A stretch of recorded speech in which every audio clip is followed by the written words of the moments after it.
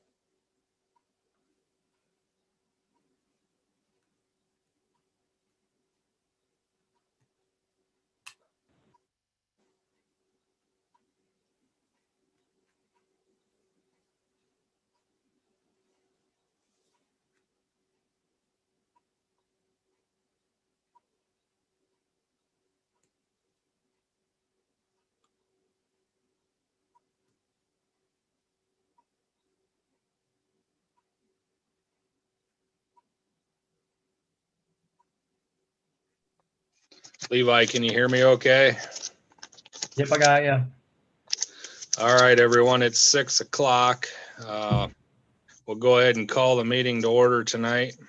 I'll need a motion. Well, first of all, same rules as every time on a Zoom meeting. I'll ask for a roll call vote after each vote. And then also, if you want to talk, state your name before you speak unless you're called upon. So we'll call the meeting to order. I need a motion to approve tonight's agenda. Jim, so moved. Second. Okay, Jim moved, seconded by Levi. Roll call. Jim, Aye. Bart, Aye. Rod, Aye. Levi. Aye. And I'm not sure is Ron. I don't think he's. No, I haven't seen Ron. Yeah, he was in the field next to my house combining when I left, so I doubt he's going to be on for maybe at all tonight. Okay, so that proves. We'll go ahead and is there any corrections to the minutes that any of the council noticed from last meeting?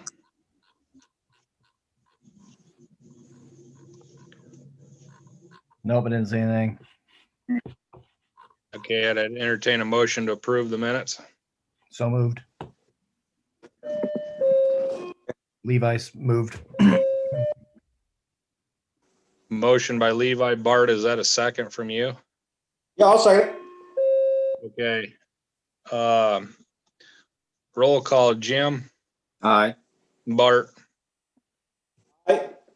Rod, Aye. and Levi. Aye. Okay. Visitors, we'll go to Main Street Director, Kim. How you doing tonight, Kim? Doing good, thank you. And you? Good. Wonderful. Activities since our last meeting. I did attend a retail recovery training webinar with Main Street, Iowa. The design committee hosted a fall cleanup evening downtown. It would have been last week on Tuesday. Went very well. A little bit more participation. Cedar cheerleaders show up to help us out, which was really, really helpful. So we did get almost the whole district covered. I did go ahead and submit a formal design request for the exterior of City Hall, submitted to MSI. So we'll wait to hear from them on that. And then coming up this week on Thursday, the promotion committee is hosting our Fall in Love with Clarence event from 4 to 7 Thursday evening, which would be normally our third Thursday night of every month. The activities we'll have going on for that will be a antique classic car show. There's a little Miss and Mr. virtual contest going on Facebook.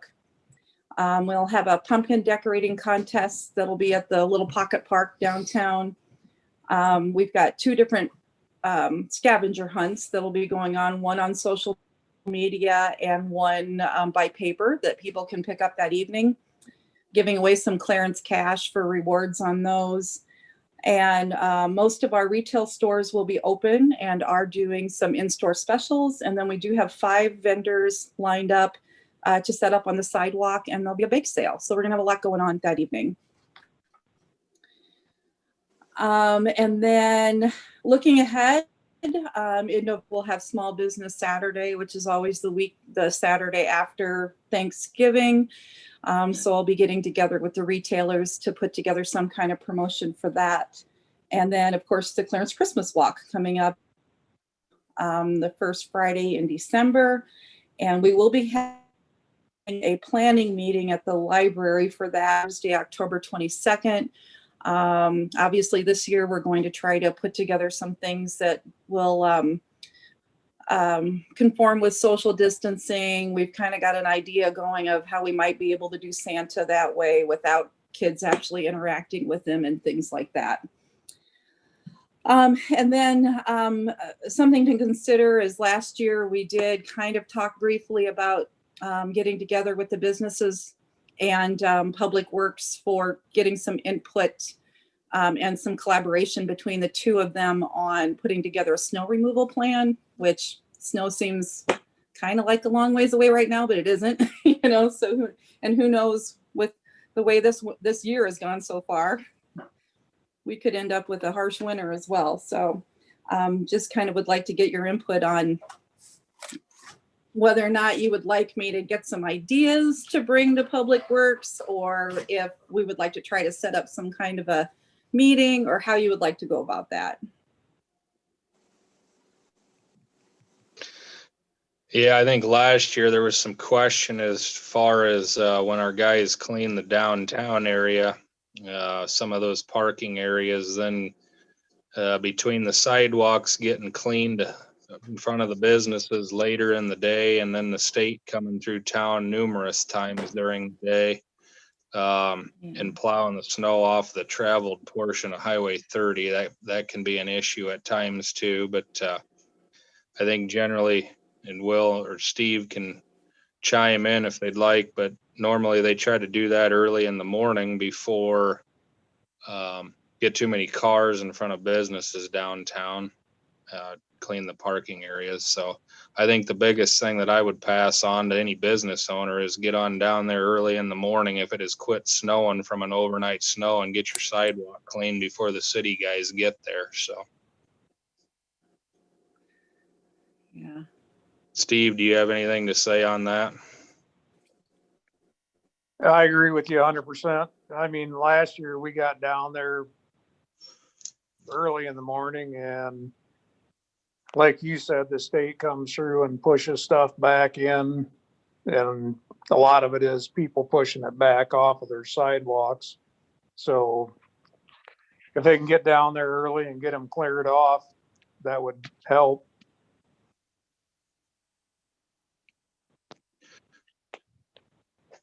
So that would be a suggestion, Kim. I guess if anyone else has any suggestion.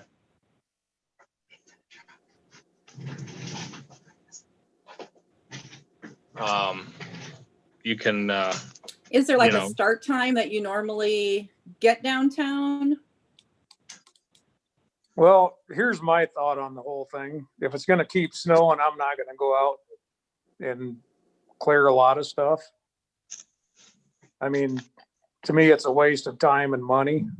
I mean, if anybody else has thoughts on that, I'm fine with listening to them, but you know, if we're expected to get 6 more inches of snow, I'll go down there and clean it off, but I'm not gonna do a great job at that time. But if it's quit snowing, I mean, last year I know we did it at 4 o'clock in the morning one morning, and then it started snowing again, and the state came through and pushed more stuff off. And at that time, none of the sidewalks were cleared off downtown yet. Yeah, So- they wouldn't be at 4 a.m. Yeah. Right. Welcome to my world, Kim. Right.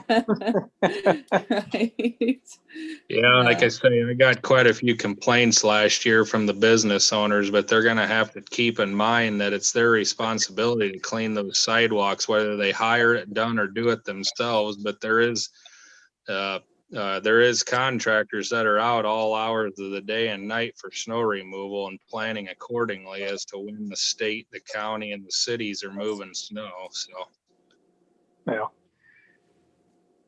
I mean, we'll make an effort to get back down there and do it, but you got to realize we're cleaning the whole town besides that too. So Yeah. it's 2 people can only be in certain places. So I guess one thing that I've thought of is that could there be a some kind of a plan for where they could put snow specifically that you would come back around if we could say to them, if you pile it up over here, it would be better than just swooshing it into the street or something like that. If that makes sense. usually when we push it off of Main Street, we either pile it across from Victory Lane or take it down. Everybody between. froze up on me. Are you back? Kim, we can hear you if you can hear us. We usually try to take it between Nearmeyer's and it used to be, I'm losing down, take it back down behind the co-op, push it off back in there. Either that or across from Victory Lane. So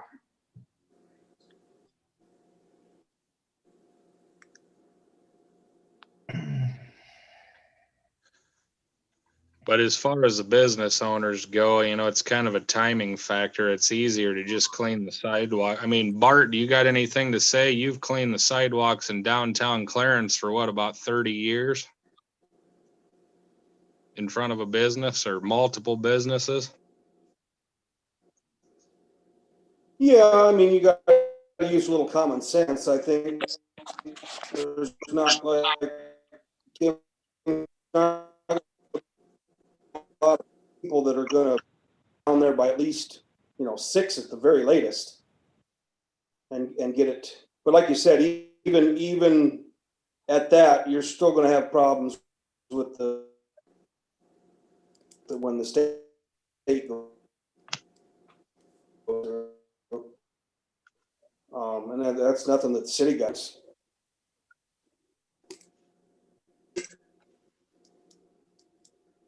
Levi, can you hear him on audio at all, or is he cutting out on yours? He's cutting out pretty bad. I heard about a third of what he said.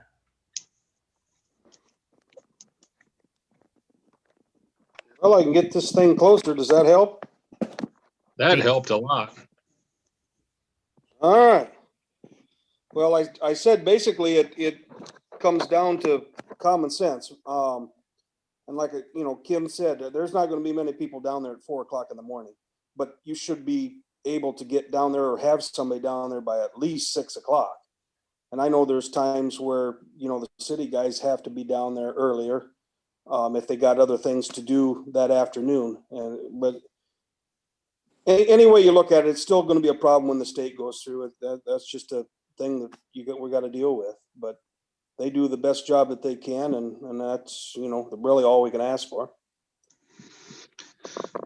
Yeah, generally the state's putting brine or salt on that's melting half of their snow that they're kicking off, and except for in the case of a really, really heavy snow that, they aren't out plowing for the majority of the night, and they come through first thing in the morning with their first pass and leave a big windrow, and that's where the problem exists. But otherwise, generally they get enough material, ice and snow melt material mixed in with their plowing that it melts most of their stuff as they're plowing.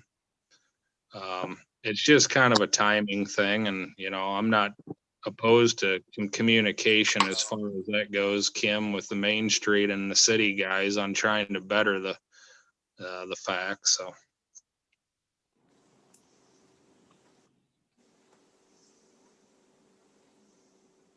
did we lose Kim?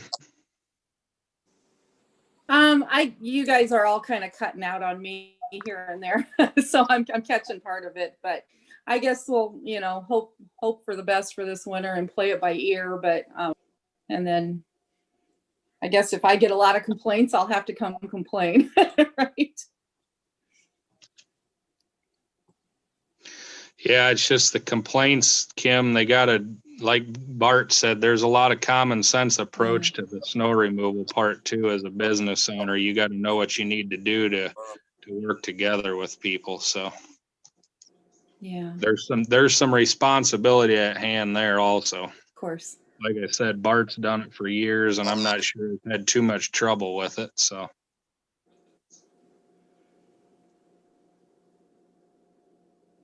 Okay, that's all I have.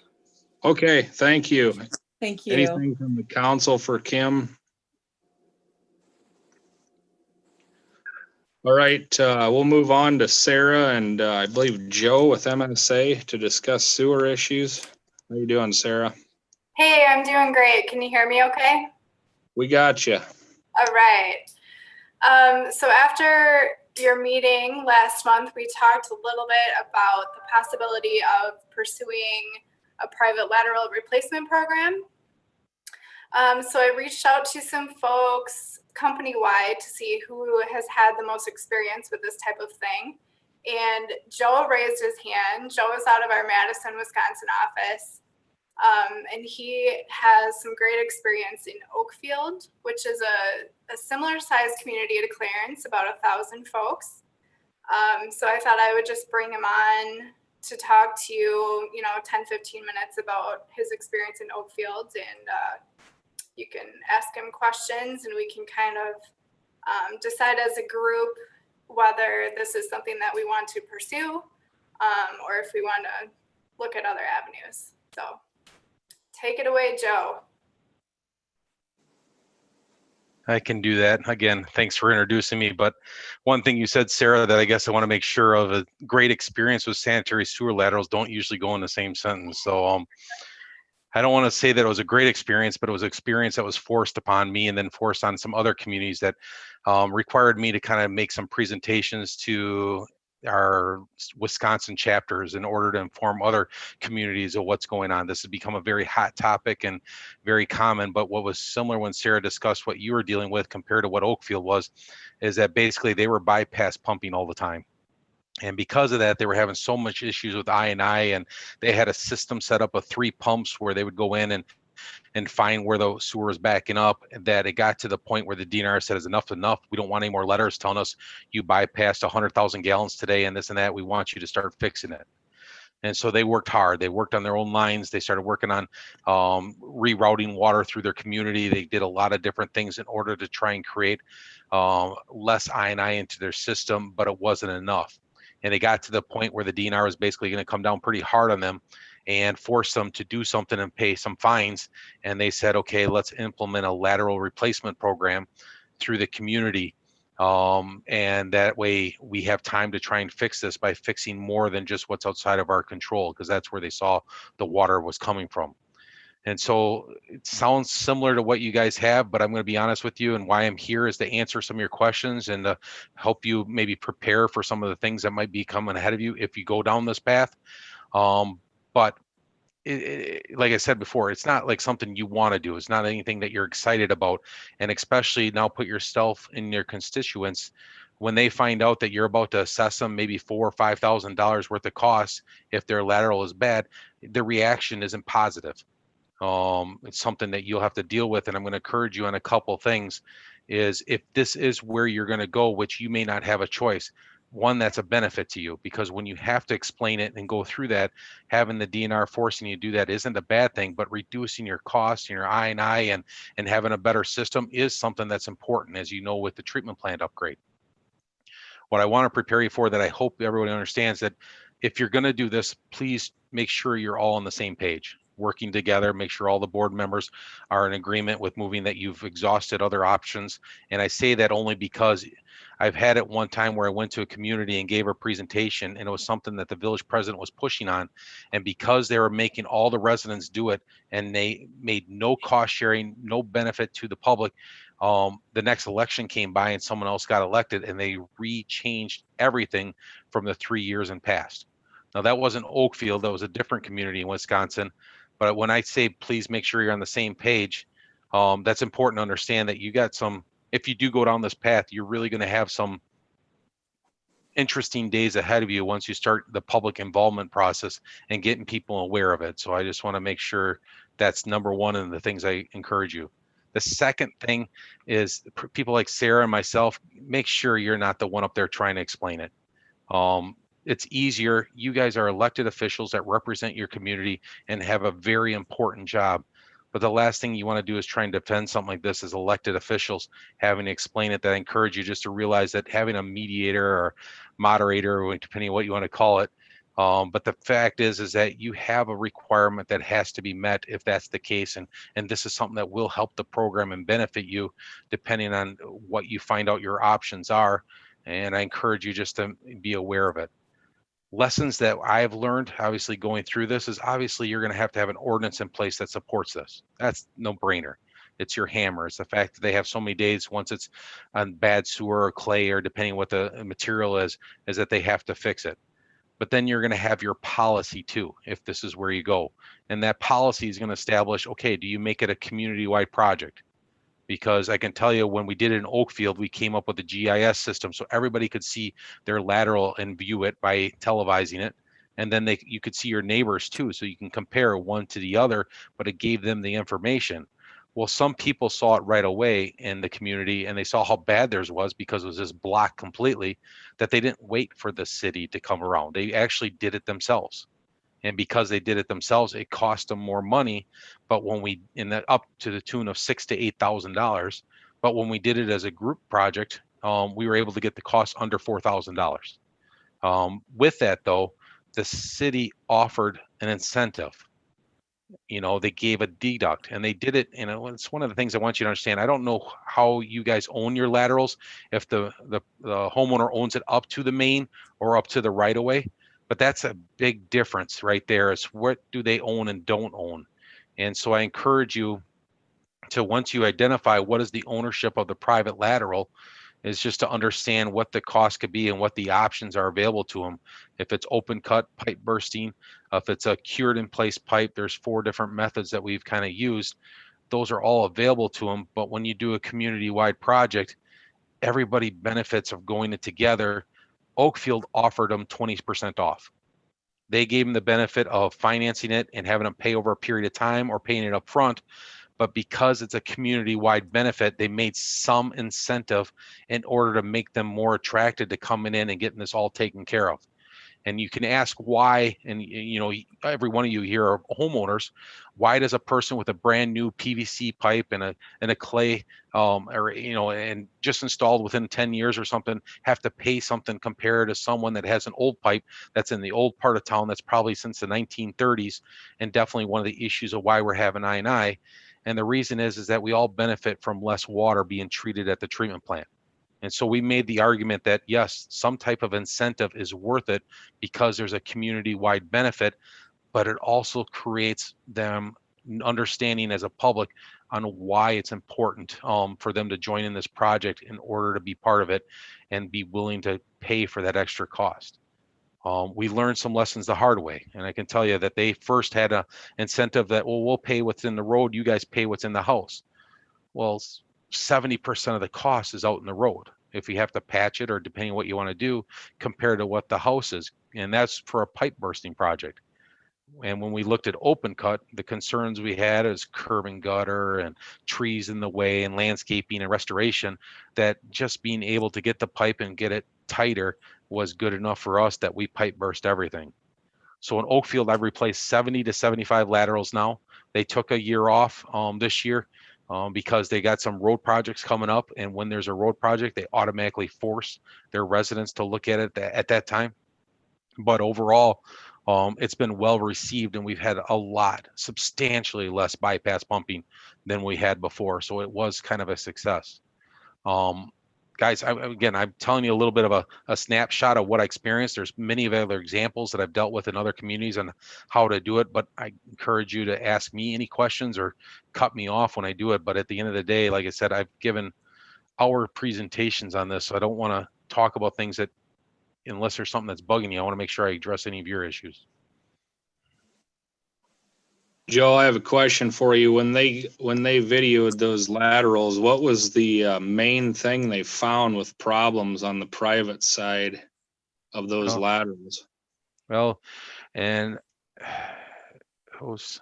I could share my screen if someone wanted to give, but they found, and this was a weird community. Okay. And I shouldn't, if they were here, I'd say in their face too, but they had a tornado back in 1996 that wiped out like 40% of their town. And I only say that because what we found was really weird is that we had brand new PVC pipe right up to where the sidewalk is, and they shoved it inside of the 6-inch clay pipe. So a lot of times we found water seeping around this plastic pipe. And because I was finding it all throughout the community, I asked the question. And what we figured out is that when they were building their new homes back in 1996, they didn't go out in the street. They got as close as they could and they shoved the pipe in, and the building inspector didn't force them to have a tight connection. And so when you say, hey, what do you found? It took me probably, oh gosh, at least going through half of the first laterals to finally ask the question is like, why do you have so many like this? And they said, well, that's because they rebuilt the homes in this area and that's where the tornado went through. And so that's what I found. But roots, oh my gosh, roots were horrible with this, and some broken pipes. I found worms in one pipe. So that was the worst thing I found. But when it's all said and done, the clay pipe and the leaks that were coming out of it by far and away were the worst issue. And that's where we saw our most substantial thing. People don't televise their laterals that often. So the fact that now there's technology where I can go up the main line and then shoot up the laterals to take a look at it as far as I can, that has been a huge lifesaver for us on saving time, and especially wasn't that bad of a cost. And then we put it on the website and then make it available to them. So even if you go to Oakfield, Wisconsin, you can go look at everybody's laterals right now if you're bored. I don't recommend it. It's not that exciting, but Yeah, I don't know what the layout of Oakfield is, Joe. I think we have a lot, I think a lot of our problems on the private side do come into play with and Sarah probably would agree, is with the clay tile, your bedded together clay tile. And furthermore, obviously, we're a farming community down here, surrounded by some of the best black dirt in the state of Iowa. And the farmers do a lot of tiling. They've done a lot of tiling for years. They're doing a lot more today in the form of pattern tiling, but they're a lot more advanced than they were years ago. And the guys dug it in by hand and hooked it up to the closest thing they could hook it up to as far as an outlet. And I think when some of our homes were built in town, and when I say some, I mean quite a few, especially in the older part of town, there's probably numerous clay tile that are acting as field tile, drainage tile, hooked into private laterals, which in turn is filling our main up with, water runoff. Yeah, that you Because if basically put you you put in your own drain tile system, and it's just part of your sewer lateral system, unfortunately. So I've heard that before. yeah, guys, it's not going to go away. And I'll add to it. Let's say you tighten up your system, great job. You got rid of the laterals and do it. All you did is build up the groundwater that's going to cause more issues in your basements, where you see the groundwater level come up. So when we've done the one in Oakfield and other ones, we put in a crock for some people because they got to dig in the basement anyway. And that way, if they ever want to put a sump in order to provide a drainage so they can pump this water back to the surface, that's an option that we had as part of the bid documents to help out with some of the, ability for people to adjust, knowing that it's probably just down the road. Good question though, but if you got drain tile coming into your system, you're unfortunately, I know the farmers and farmer community have some pull, but it's not where you want your clear water to go. So what's your thought on, you talk to a lot of these lining companies, and I know they're in business to line your sewers, make money. Yeah. But if you talk to any of them, they will pretty much tell you that most of your problems are, like you said, where the service comes into the main. Yeah. So did you do any grouting right where just off of the main into the service where the connection is?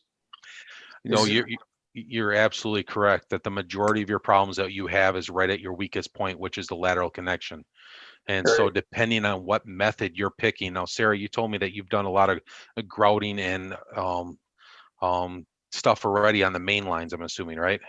Yes, all along all the mains that were lined, all those service connections were grouted. Yeah. And so just to go through that, yes, that if your laterals and going up and doing the first 18 inches is a very common practice in order to reduce that connection. But all that happens is that it just builds up. Okay, you've taken care of your main and you've taken care of your connection. Well, then what's next? Then it starts going up your line and finding the next weak point. And so, yeah, if you can take care of your lateral connections and that reduces your flow a lot, that's awesome. But what you're explaining to me and what scares me is that if you have drain tile directly connected to your lateral connections, that to me is like a smoking gun compared to the leaking that you're probably getting next to a connection point. Right. So is it more feasible to have somebody come in and grout those, or is it more feasible to open dig them or burst them? I'm becoming a firm believer on pipe bursting, and this is one of the issues I have. I've been talking about this all the way up from the Fox Valley over by Appleton to Madison, and you can name it throughout all central Wisconsin. You have to find out what's available to you within your area in order to find out what is your best alternative. I guarantee you got someone that open cuts. But the issues of the yard and the trees and curb and gutter and sidewalk and even driveways, how many are gravel driveways versus paved driveways, and if you have to restore them, it becomes too much of a nightmare. If you have anyone that pipe burst within the area, oh my gosh, it saves so much time and cleanup, and it's still about the same cost, if not less. But I bid out both in Oakfield, and I came in at $11,000, $10,000 per lateral to do open cut versus the $5,000 with the 10% off or so average for pipe bursting. But if you don't have good competition around you based on what your method is, you're going to have to figure that out if you're going to go down this path, because you're trying to do that for your residents. What is the best option? Look into it, see what's available out to you, because if you do have someone that pipe burst, yeah, I'd bid it out in a heartbeat just to find out and see what you can do. And once you have some people signed up. I was able to do a little bit of research on pipe bursting contractors that are in the area. And I talked to Kenway Excavating out of Cedar Rapids, if anyone's heard of them. But they primarily do pipe bursting. So I talked to them a little bit, and they did throw out like a $4,000 to $5,000 cost if there's no significant pavement replacement that's associated with that work. But yeah, the pipe bursting, it's nifty because you don't have to dig and you go right into the house with the lateral. So it would be the way to go.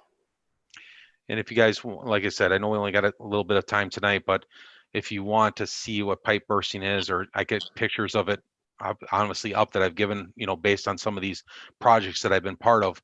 But you got some big decisions to make.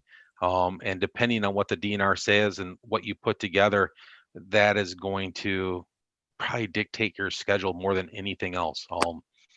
Because I encourage you, build up, some money, how do you assess it?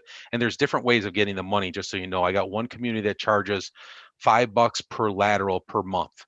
So they get $60 a year per house, and they use that to incentivize people. The other person charges 7 cents per 1,000 gallons, that they use that for their lateral replacement program. And then like Oakfield's place, they didn't have time. They just came up with 20% because they wanted people to buy into it. And so they came up with that number in order to be able to justify the cost. So if that gives you any indication, just that is one big part that I'll really tell you, is that it's hard to tell them to pay 100%. But when you have a little skin in the game and you're incentivize them, that pill's a little easier to swallow. So, because you will take some shots. I tell you about the Oakfield one. Like I said, I had one person that wanted to find the building inspector from 1996 and hold him accountable for not having hard connections to the laterals. And I basically had to call him out at the meeting. And I say, "Are you kidding me?" I said, "I think he was a little busy. If there's 40 homes down and over $5 million worth of damage, that I'm pretty sure this was a low priority. So let's give the guy a break and move on, because obviously we can't go back and it doesn't pay." But you'll have that. And I don't know what your issues are, but it's coming. So I can't prepare you enough for that part. So Well, what kind of are- timeline did they allow you to remedy that community?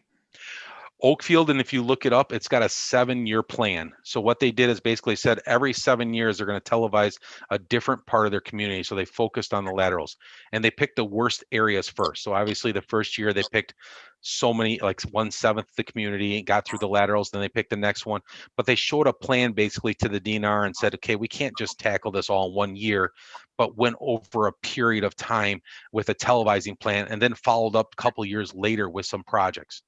And so in Oakfield's case, they waited until they got like 2 years of televising, and then identified, they got a naughty list and a good list, so they looked at the laterals, and 70% of the people got marked down.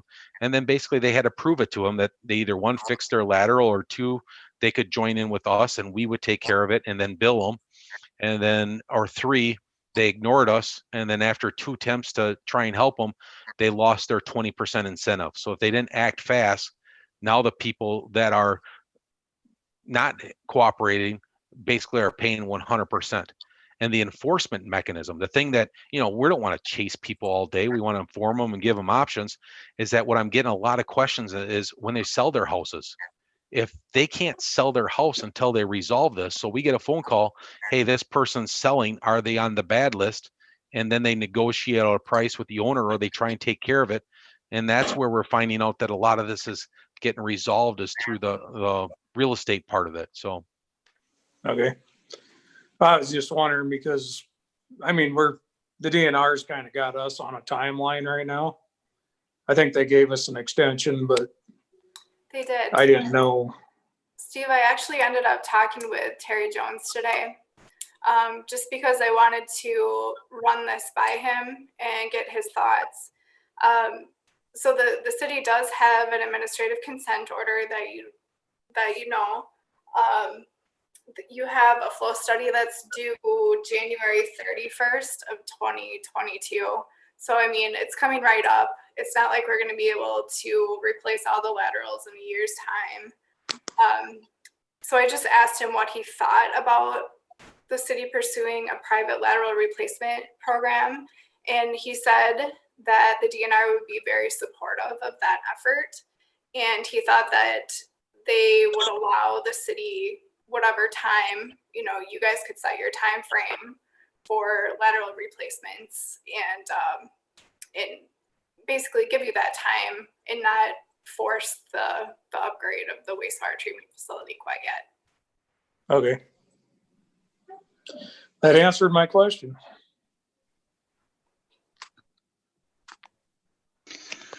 Does the council have any other questions on this matter for Sarah or Joe at this time? I think we've heard a lot of good information, and I still believe this isn't gonna be an easy task, but Joe sounds like he's got some experience on probably all ends of that matter.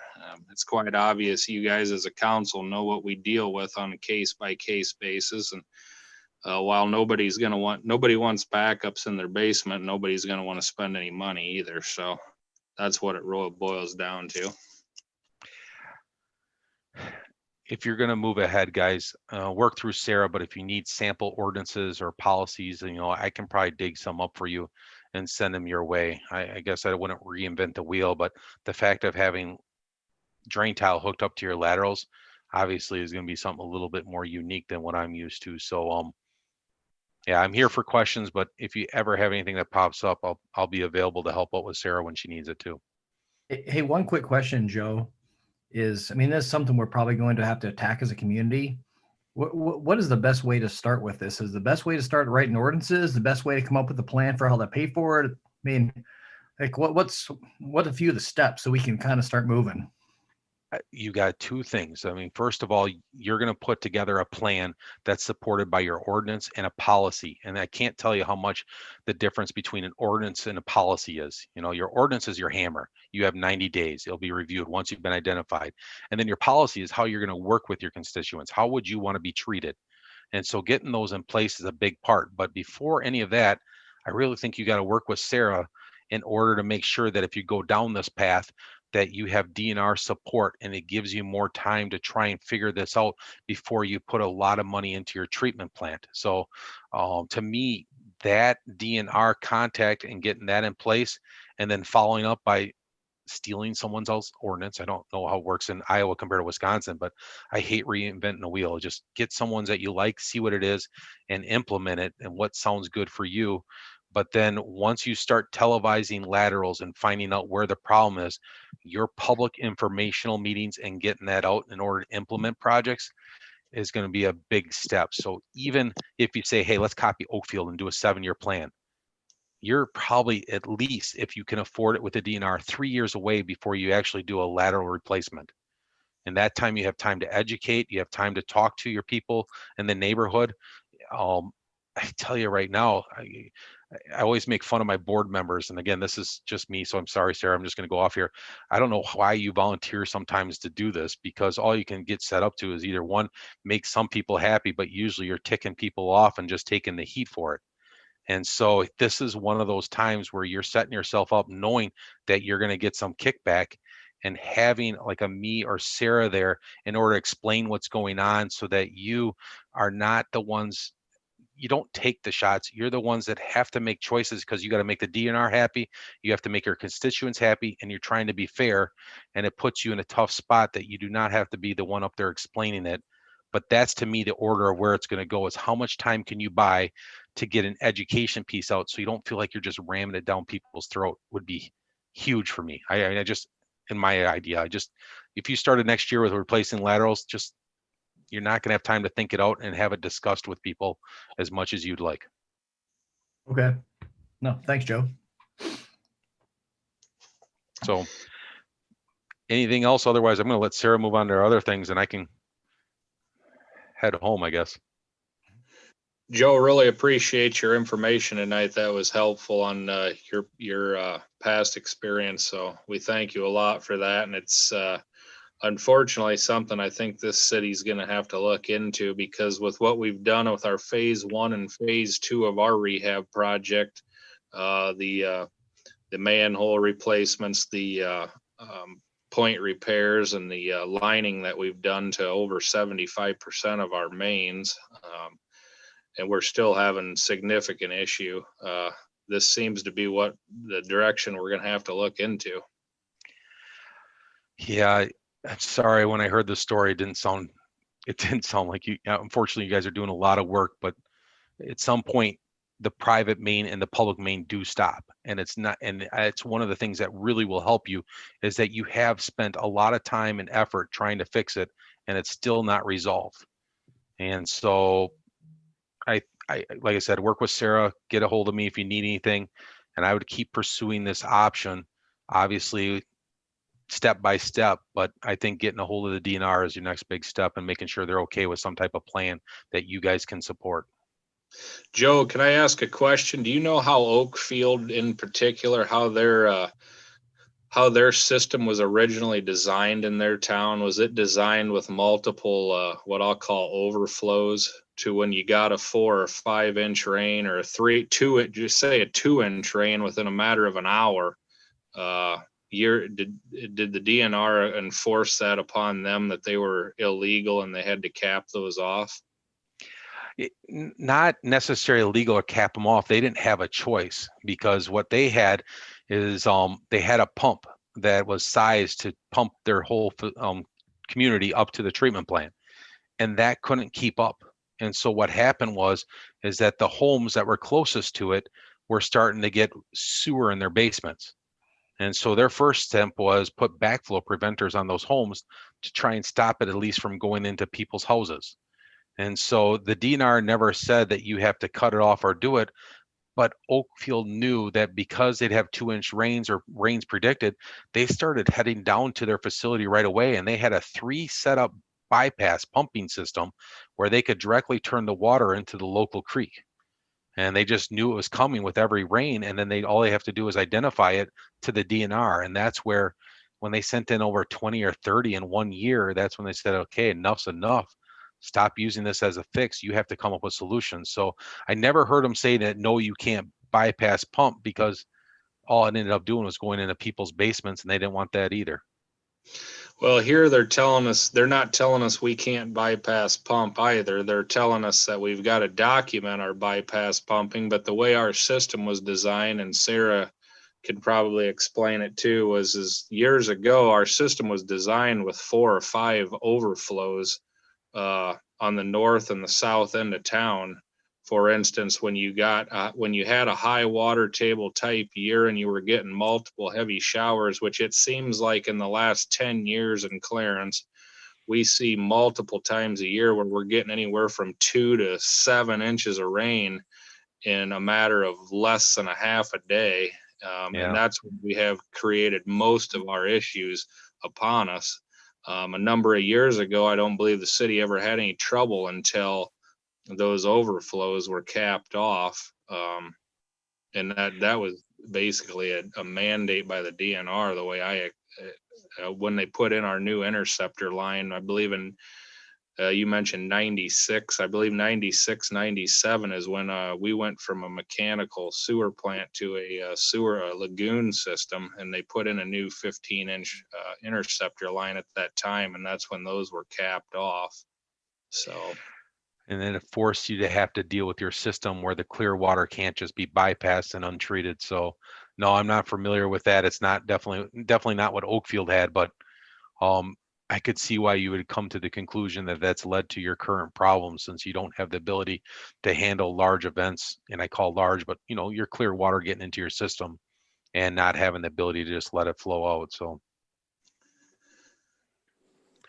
yeah, if you want to send the bill back to the DNR and blame them for it, good luck.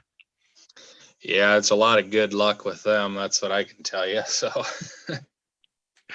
Well, it's kind of glad to hear that Iowa's not much different than Wisconsin, if you made me feel better, at least tonight. Anyway, any other questions before I go, guys? Well, okay. Use me as use me as a resource, guys. Otherwise, I'm happy to help out any way I can. Appreciate it, Joe. Thanks, Joe. Take care. Yep.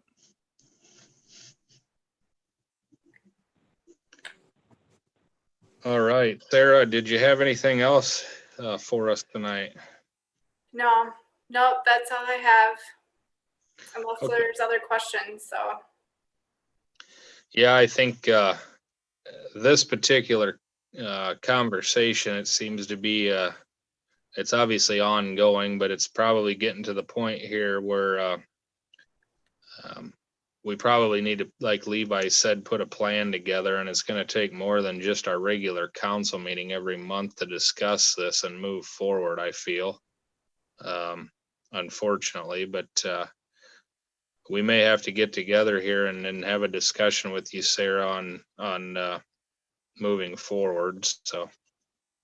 Yeah, if you want to develop a committee, we can have work sessions or whatever and work towards an ordinance and a policy something to run by the DNR, I'm happy to sit in on those meetings, I guess.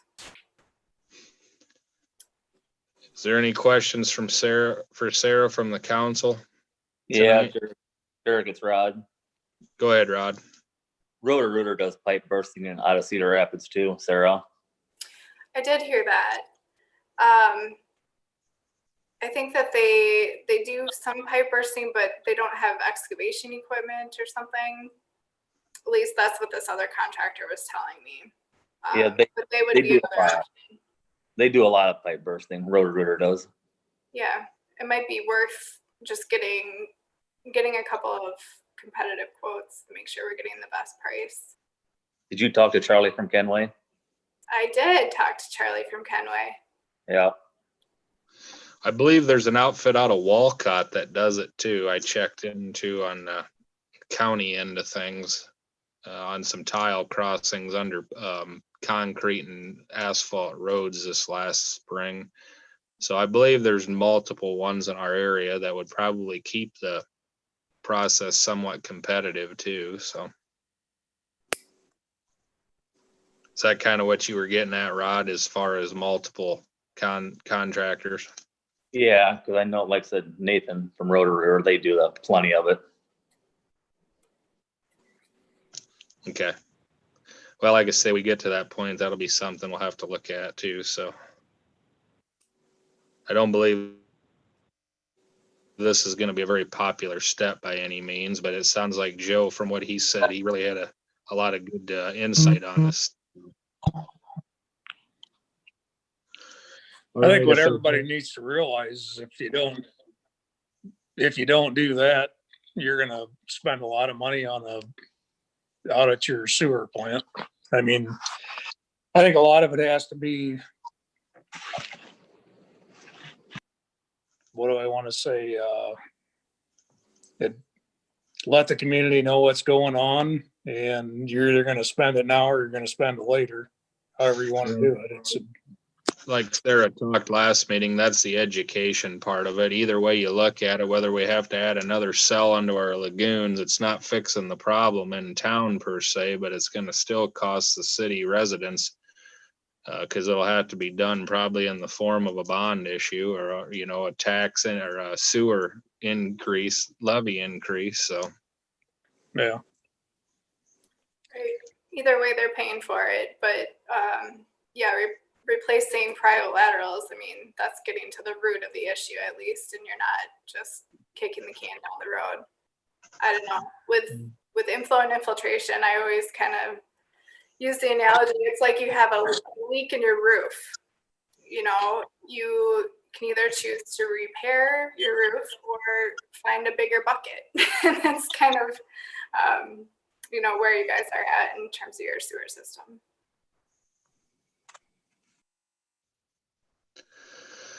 all righty. Any other questions from the council for Sarah while she's on tonight? Okay, hearing none. Thanks a lot, Sarah, for your time tonight and discussing this issue, and we'll be talking then.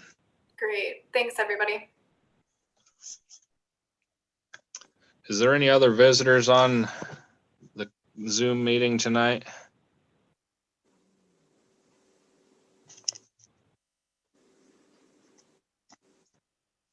I don't believe I hear any and see any. We'll move on to utility billing hearings. Deb, application of waiver of charges. We have a broken toilet this month.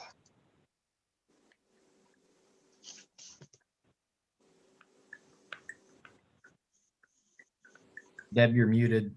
Deb, can you unmute yourself?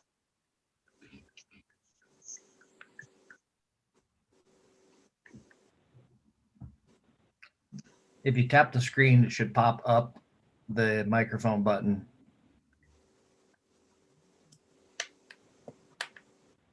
Here, let me see if I can unmute her.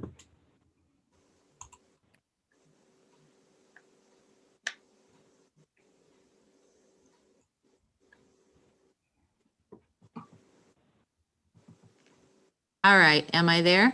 Yep. Okay. So Brett Yancey, under proof of repairs, it says West Sleeper installed a new toilet. I haven't gotten any receipt for that yet, but I'm hoping to get a receipt from that. The original bill was $816.68.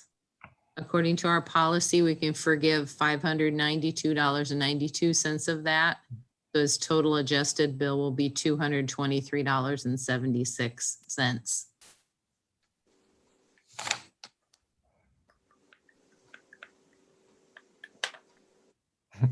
You're muted now, Jarek. I'm not even muting people, just so you know. So according to what our policy reads, is there a motion by the council to approve that pending the receipt from Mr. Yancey to Deb for the replacement? Jim, so moved. Levi, I'll second. Okay, motion by Jim, second by Levi. Jim, Aye. Bart, Rod, Aye. Levi. Aye. Okay. Is there any other ones, Deb, that you had? That's it. All righty. Nuisance abatement hearings. I don't believe there was any requested. I don't know of any. Moving on to old business, nuisance abatement follow-up, if any. I don't believe there was any. Kyle, unless you knew of something that needs discussed. Well, I just, on the last court order we have, we are now allowed to clean up the Ryder Becker's property at their expense if we wanted to. I drove by there tonight to do a little independent investigation, and it really looks pretty good. So I don't know if we just want to let that go. He's pretty well cleaned it up. Yeah, I have not drove by there. I did notice a couple weeks ago, it looked like it had looked a lot better than it had a couple months ago anyway, when we first started discussing this, the order. So I guess it's up to the council if they'd like to take a look at it and see if it meets our requirements per our policy.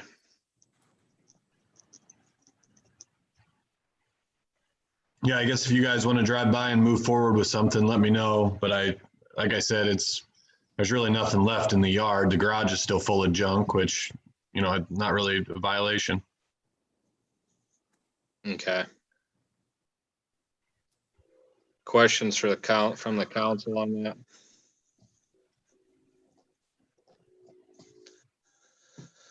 Well, hopefully it'll stay that way. I think we said that the last time, so. I think it was the last 8 times. Yeah. Okay.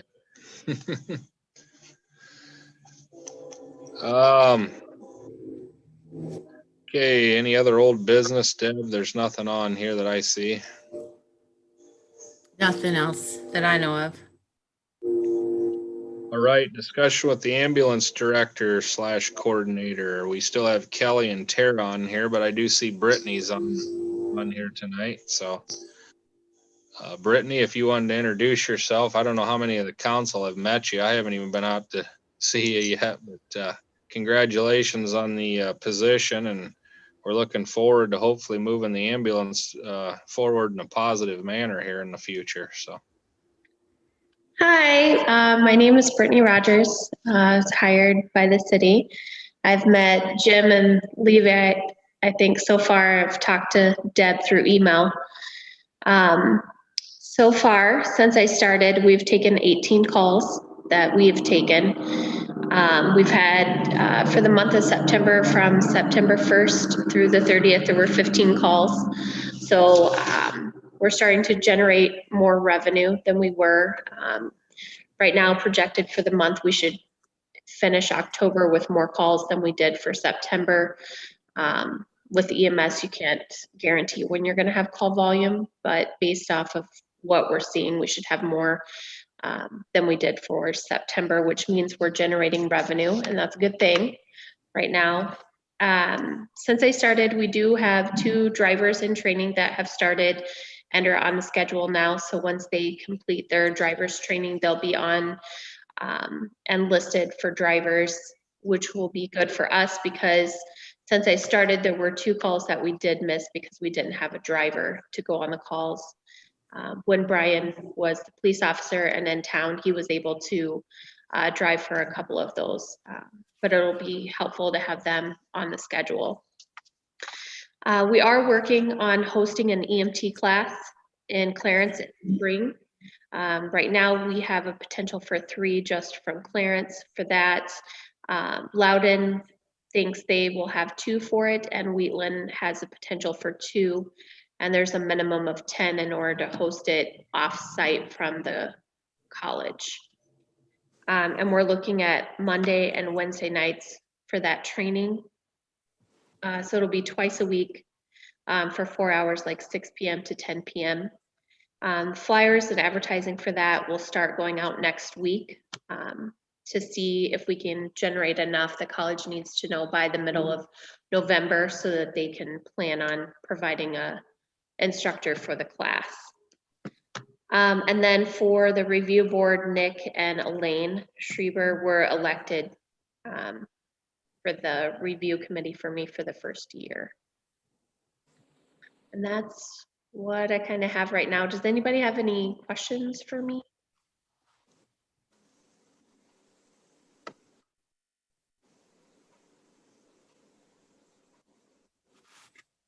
Sorry, any questions from the council for Brittany tonight? We had it on to discuss the payment procedures for the ambulance personnel. That's for the personnel to get paid for their on-call time and their holiday time and all of that stuff.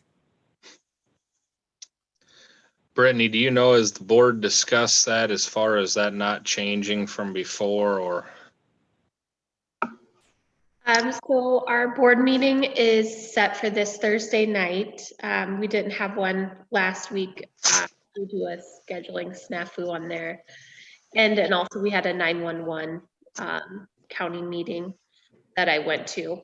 At this time, after discussing it with the ambulance crew and just what would be the most beneficial in order to get people to continue to volunteer and stay on the ambulance, having some type of incentive for them is going to be the best thing. Right now, they get paid $1 an hour to be on call, and the person who writes the report gets paid $10 an hour, or I'm sorry, $10 for writing the report. And then they do get a holiday pay if they sign up for a 12-hour shift. In discussing that with my team on our ambulance meeting, we've agreed to leave it that way for now. I'll discuss it with the board on Thursday as well, but if you guys have some questions on it, please definitely let me know. So if I can, this is Tara, if I can pipe in, Kelly and I are here just for moral support for her first meeting too. That $1 an hour for the volunteers was never planned on going away with the hiring of the person at this time. And then just to kind of, the board, that's strictly paid through the department. The board doesn't have any part of that $1 an hour pay or anything. And it's never been discussed at a board meeting. They're separate from that. Okay. Deb, does that clear things up, I guess, as far as that'll continue to move forward as to how it was prior? Yes. Okay.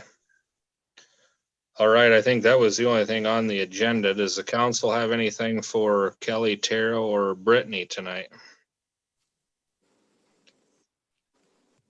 Well, keep up the good work, guys. I know it's a kind of a bumpy road moving forward as far as hopefully we can get some recruitment done and maybe find some drivers at least for daytime help. I know maybe it needs to be something discussed again with some of the firemen as far as helping out. I think a couple of them have stepped up that might be around during the day, but any help we can get would be great. So thank you. Thanks. Thank you. Let's see, discussion with librarian. Deb, did she have a report tonight? Hi, folks. I'm there. She's here. I didn't see on here before, Ashley. I'm Sorry on my. about. That's fine. I'm on my phone, so. Okay, got it. I don't know if Deb's shown you, but I dropped off something today. Yeah, I received the email there towards the end of the day, and is that something you would like to read, Ashley, or not, or don't you want to read that? You could just, I guess, simply tell the council. Yes, I'd rather tell, and I just submitted my 1 month notice, so Okay. I had the last 3 years have been great for me, but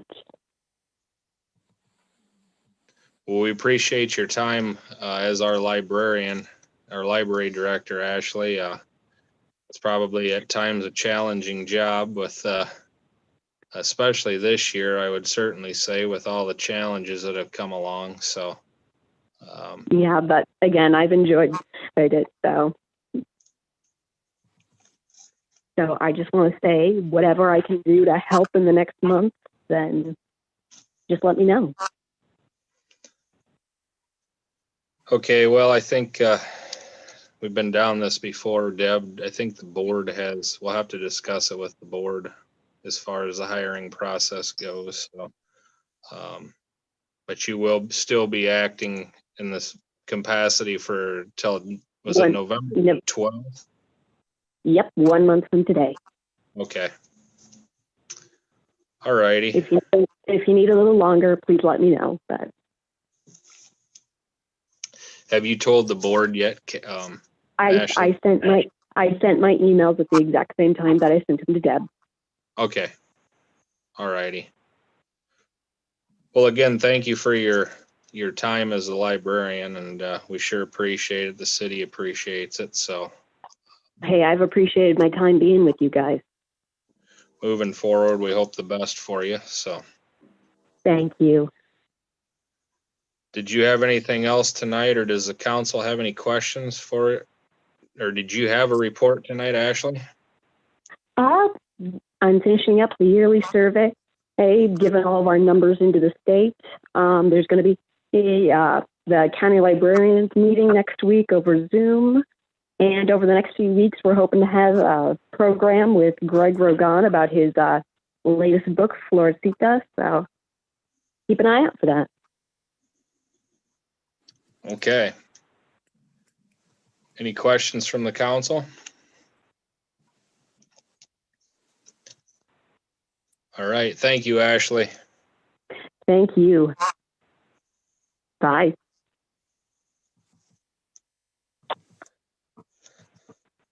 All right, we'll move on to discussion with the fire chief. Obviously, the council and community members, I'm sure, have noticed that the footings were poured a few weeks ago and the walls have been poured for the new fire station across from, I'll just call it the old lumberyard lot. So that is moving forward finally. We're all pretty excited about that. I believe RDS Construction is hoping to have most of it under roof here before all of it under roof before the weather changes for the worst, hopefully. So other than that, I don't have anything new to report from Randy. Is there any questions from the council I need to pass along to Randy?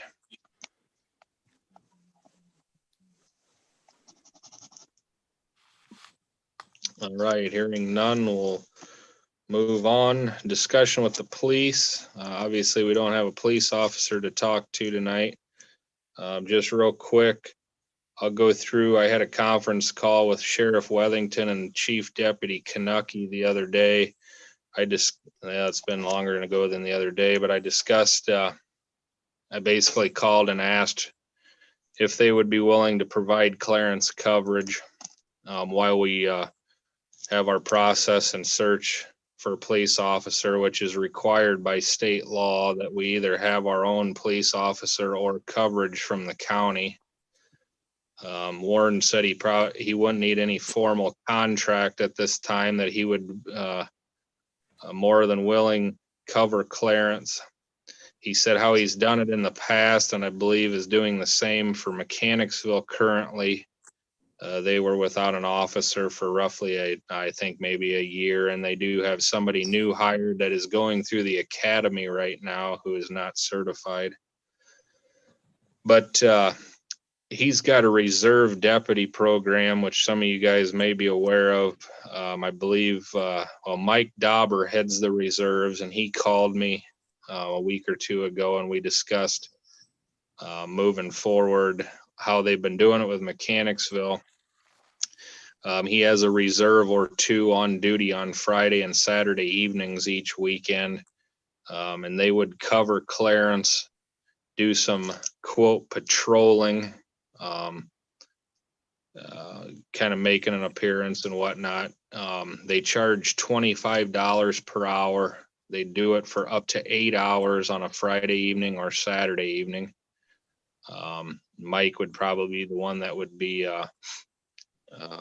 communicating with me on things on that, but what he said is the reserves then get $12.50 of that $25 for their time spent patrolling the town, and then $12.50 of that goes towards their equipment fund for the reserve program, and that's the only way I believe they get funding is through that kind of work.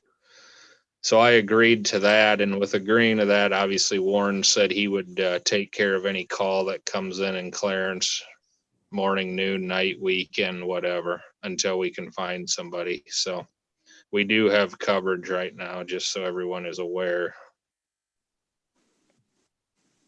I believe our application process closed on Friday. I haven't even looked at any of the applicants. If I remember right, Deb told me I believe there's 3 of them in the folder. Yes.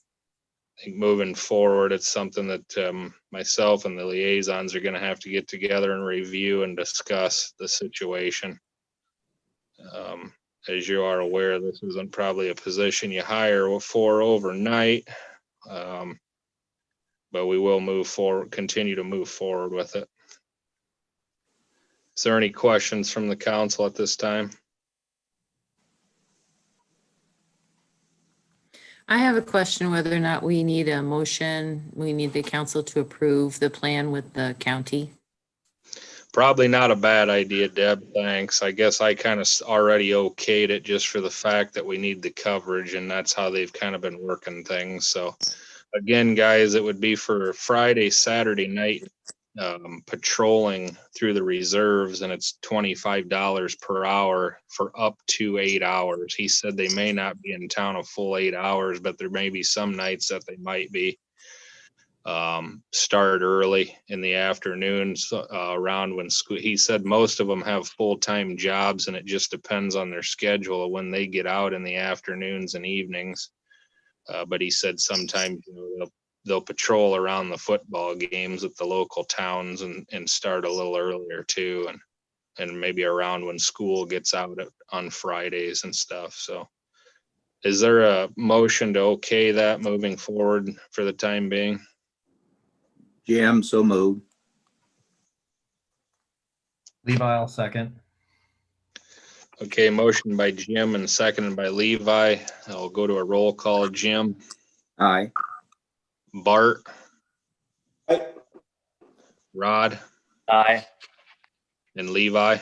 Aye. All righty. Any other questions for the council at this time?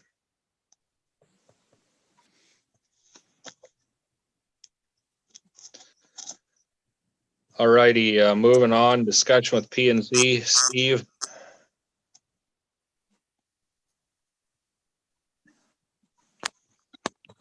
Sorry, I was muted. And no video. Far as I know, nothing on P and Z. Okay. That would mean no recommendations from P&Z. So discussion with Public Works. I went ahead and ordered a 2, 4, and 6 yard dumpster from Kilberg Equipment in Sebula.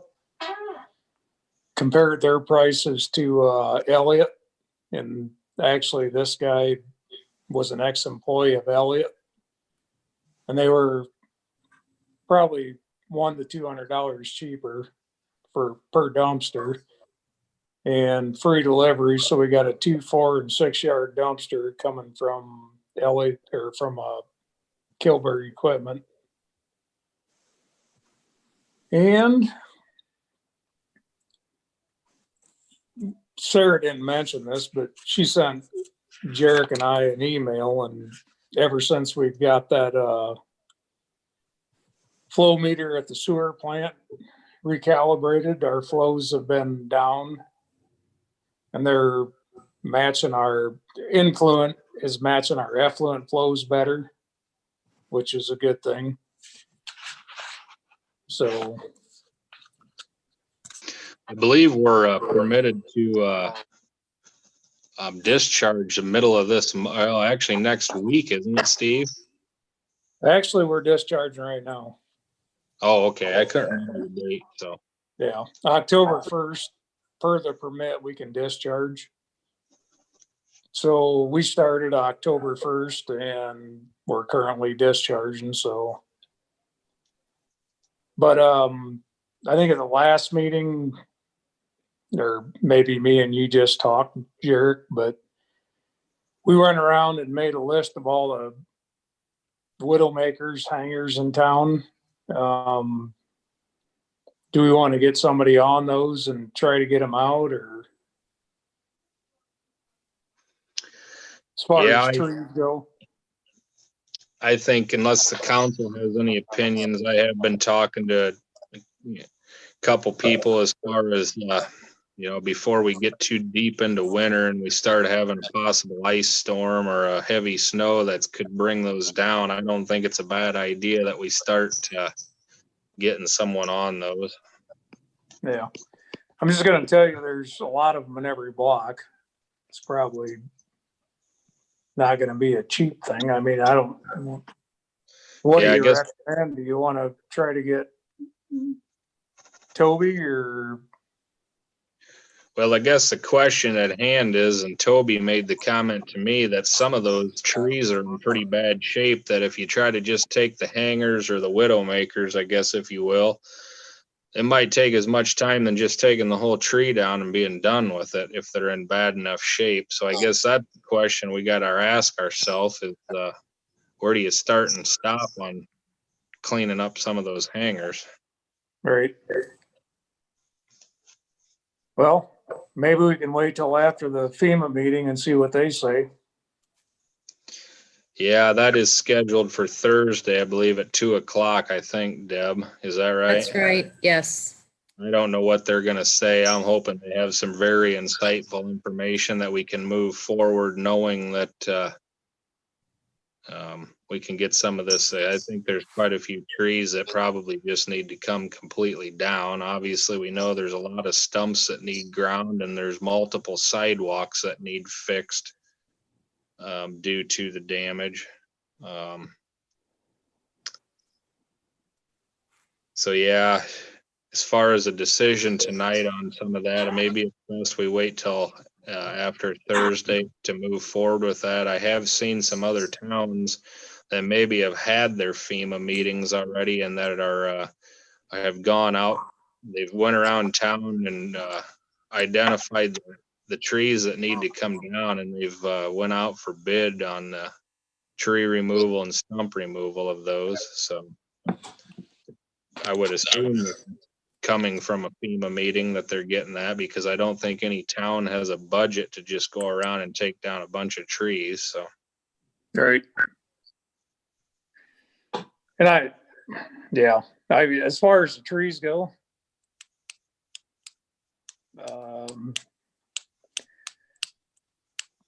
I would say there's a lot of them that need to come down. I mean, but like you said, it's a money thing. So, I don't know. But other than getting somebody in here to tell you, I've been told that the maple trees will come back, but I mean, there's some maple trees that are pretty shredded and look pretty gnarly, and I don't know if they'd be better off coming down or if they'd be fine like they are. Or... Well, it may be something. I don't know enough about trees to be able to determine whether a tree is going to come back or what it's going to look like if it does come back, or if, obviously if it's a safety issue, it's a safety issue. But after the derecho, I think everybody's scared that their tree is going to fall on their house or their neighbor's house in the next windstorm while it's still standing now. I mean, I don't know. That's a tough determination there. So. Right. I've had numerous people ask me, was the city going to take that tree down? And I've looked at that tree and almost questioned if there was even any damage done to it, except for a couple branches broke out of it during the storm. So, right. And I know Dev's been getting calls from residents too, wondering, and so. Well, I think we see what Thursday's meeting brings. If it's something that we feel we need to have a special meeting to move forward with this, obviously we're going to be knocking on winter's door here in the next month and a half for sure. So right. Maybe we can get some of the worst situations taken care of. So, and I guess I think we've discussed before, Steve, I don't have a problem hiring Winecoop / Toby to, if we have something come up that needs to be taken care of that we know is going to cause an issue, don't wait till a council meeting. I think some of that we just got to make the decision and get it done. It's kind of a unique factor here with the storm. So, right. Okay. Deb sent me an email here a week ago too, and the city actually does have an ordinance for the right to entry for inspecting illegal taps in the sewers. So I don't know if you guys want us to start knocking on doors on people we're suspecting, or.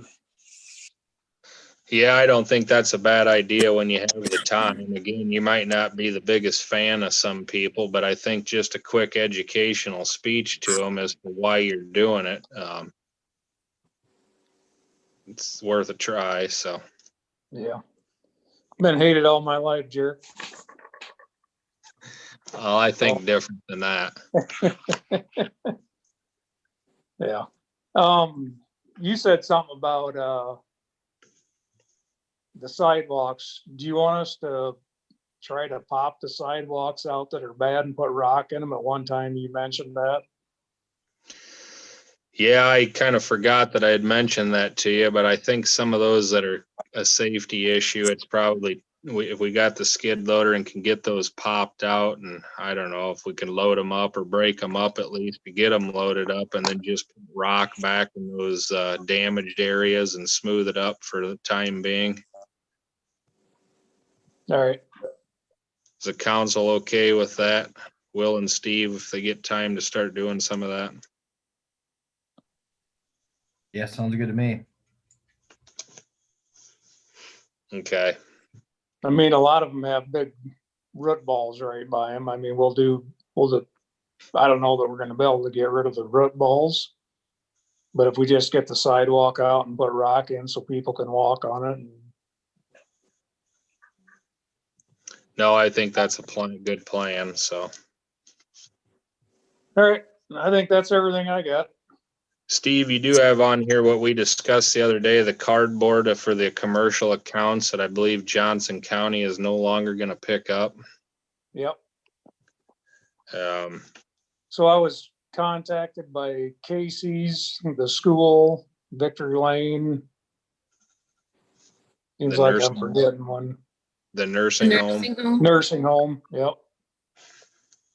Johnson County discontinued their recycling in town.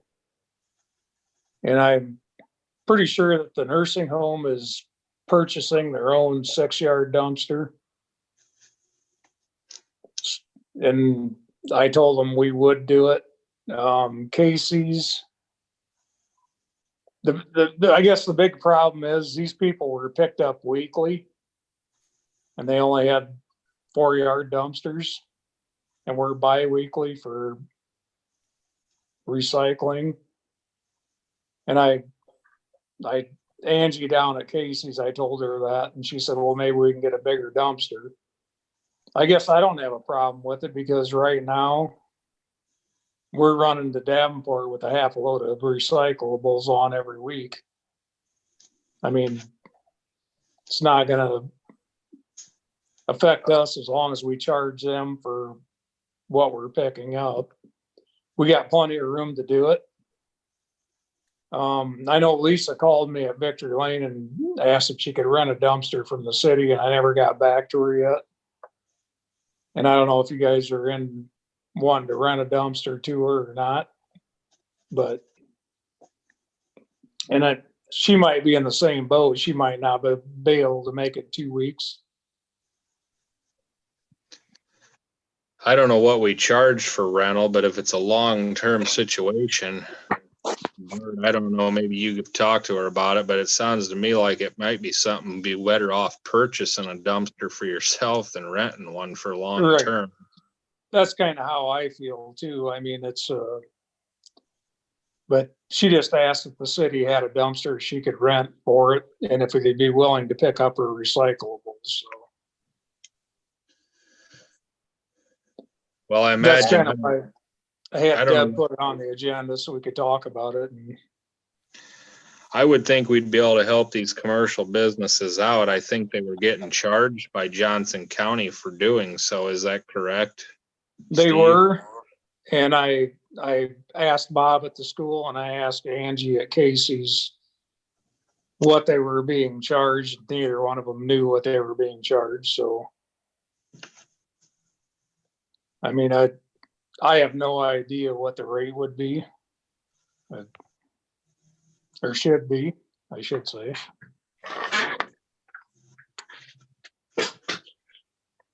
Well, I think it's something we could probably help them out with, especially now since we have a better way of doing the recycling process and are able to use our compaction able dump garbage truck to do so. We probably wouldn't have been able to help them out with the way of doing it before, but as long as we can continue doing what we're doing, I would think we could do so, right, Steve?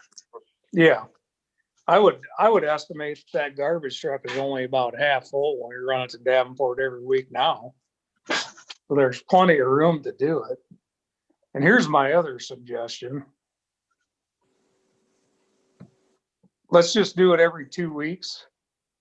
You know, we always did it on the 5th month, or the 5th week, not the 5th month. So if we got 5 weeks in a month, just do it every 2 weeks. You know what I'm saying? So if a month if it fell on the 5th week, we always picked up and we didn't have hardly any recycling on that week. What is it now, Deb? Is it the 2nd and 3rd? 2nd, 4th, and any Second, right, Tuesday of the month. right.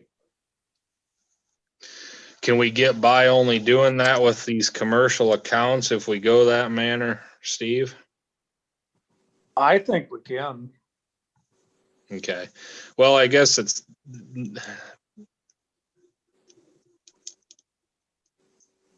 what's the council's take on that? I mean, that would have to be something put out there so the people that are used to putting their recycle out on that 5th.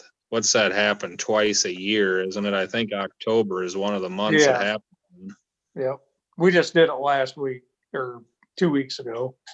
So he's not talking about skipping the 5th Tuesday. He's talking about doing it strictly every other Tuesday. Yes. Throughout the whole year, just go every 2 weeks. Yeah, see, that's not skipping the 5th Tuesday. That's doing it every other week. That's not doing it on the 2nd and 4th Tuesday. That's doing it on every other Tuesday. Well, for this month though, there's 4 Tuesdays. Right. they did it on the 6th and the 20th, but then it wouldn't be done again until till November, is what you're saying, right? Right, right.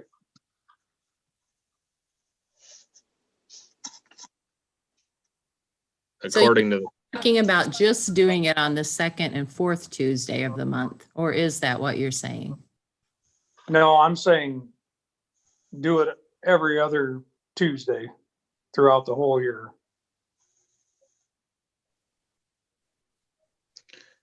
So every 2 weeks, we'll pick up recycling. And it won't be on the 5th, it'll be on the first Tuesday of the next month, right? Well, yeah, because you'll pick up the 20th, which is a week from tomorrow, and then nothing on the 27th, and then I guess it'd be what, November? Well, no, we're picking up tomorrow would be our regular pickup day. Oh. Okay, So well then then. 2 weeks after that. Well, Weeks, then 2 weeks. that would be the 27th then, which is the last Tuesday of the month. Right. So yeah, you haven't picked up since September, and then tomorrow, and then the 27th. So yeah, you only pick up 2 Tuesdays in this month. Right. I'm fine with that. I guess if it simplifies it, does the council have any feeling on it? Fine to me.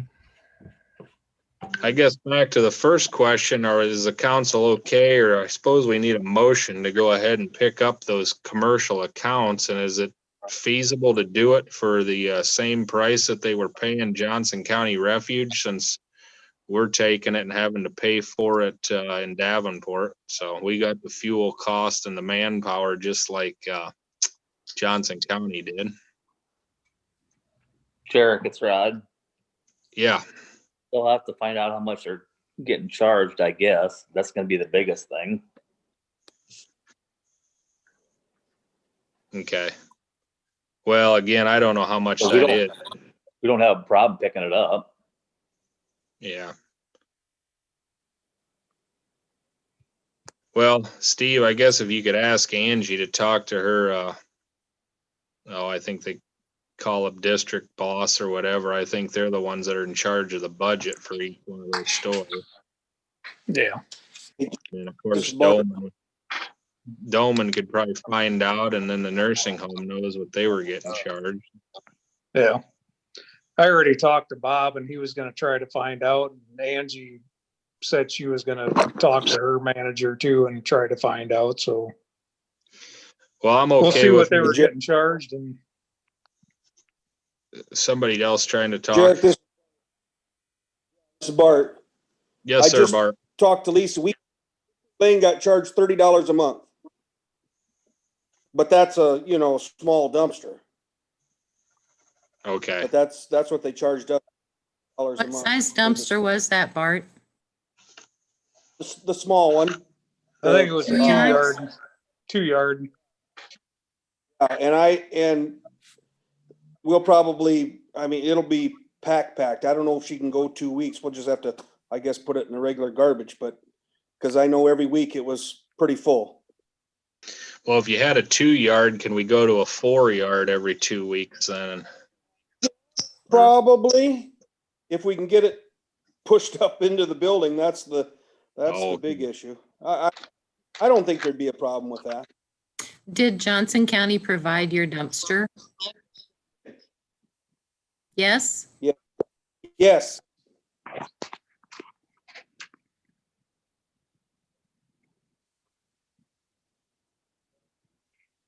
She doesn't have a problem with buying one probably. We got to have one because we go through a lot of cardboard down there. Yeah, you'd probably want one on wheels though, wouldn't you, Bart? Definitely. Yeah.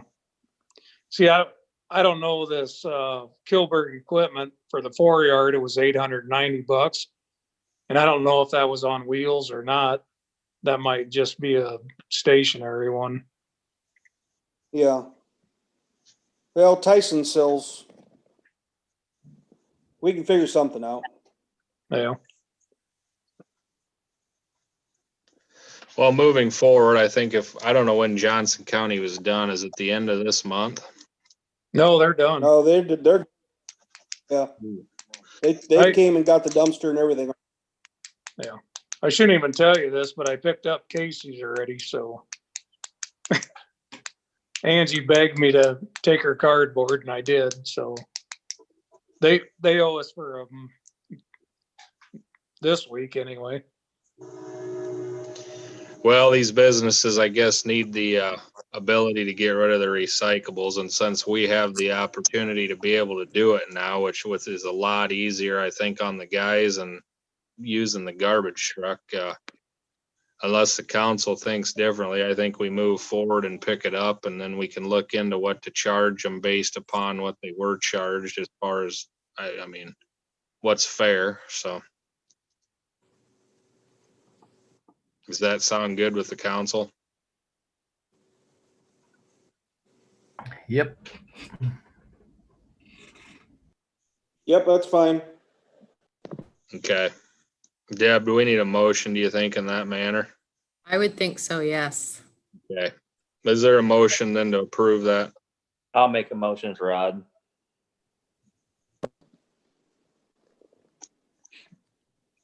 Jim, I'll second. Okay, motion by Rod, seconded by Jim. Roll call, Jim. Aye. Bart. I abstain from that. Rod. Aye. And Levi. Aye. All right. 3 people passed and then Bart abstained. Yeah, I'll get a hold of those people and see if I can find out what they were getting charged, so. All right, anything else? We do have the sealed bids on the F-250 pickup that were due, I believe, today, right?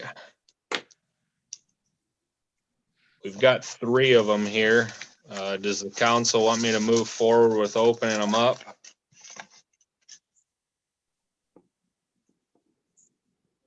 I'd say go ahead. Yep. Steve, you got any questions on that before I open them? Nope, I don't. I did have a call and one person asked me if the plow went with it, which probably wouldn't have been a bad idea to sell the plow with the truck, but a little late now, but anyway. Well, I would say if we're not going to use it for anything and somebody wants it, Right.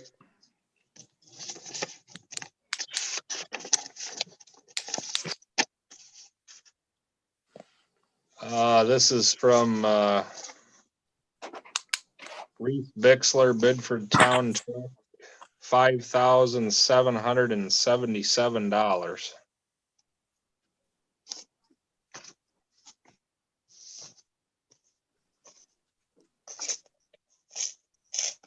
Who is that from, Jerk?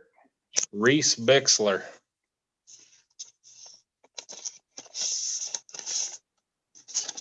This one here is from Jason Todden, $3,416.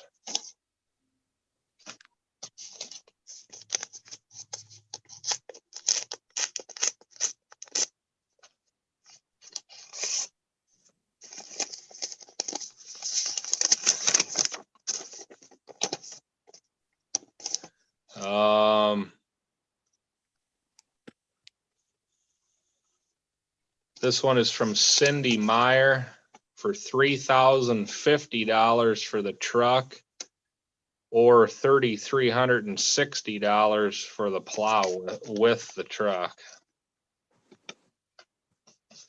So a little different way of putting it, but looks like currently out of the 3, the 5,777 is the high bid from Reese Bixler. Jim, I'd make a motion, we sell it to the highest bidder. I'll second that. Do you think we should send the plow with it too?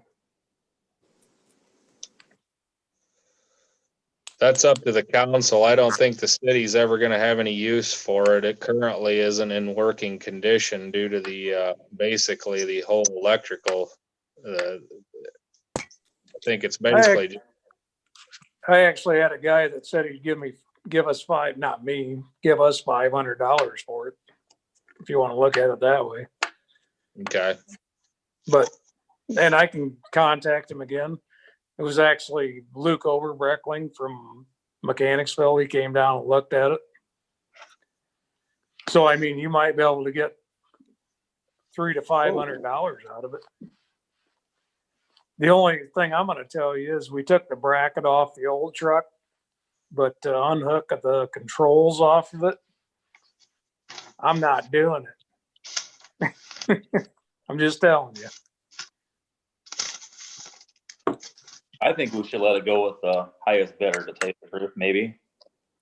Yeah, That's yeah, I up would to you agree with guys. Rod that it's high, it's enough Yeah, higher that that he's so much higher than the other two, that it'd be worth just letting him go with the truck. all right, well, there was a motion by Jim. Jim, do you want that included in your motion to include the plow with the truck for the 5,777? Yes, I think that's everybody's consensus. So Is there a second to Jim's motion? I seconded that, Derek. That's Sorry, Rod. sorry, I didn't hear you, Rod. Okay, Okay, sorry. seconded by Rod. Roll call, Jim, aye, Bart, I, Rod, Aye. and Levi. I All right.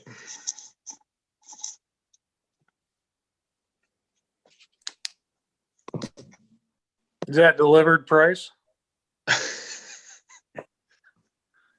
Well, you could park it at the green shed. You can come across the road and get it. Yep.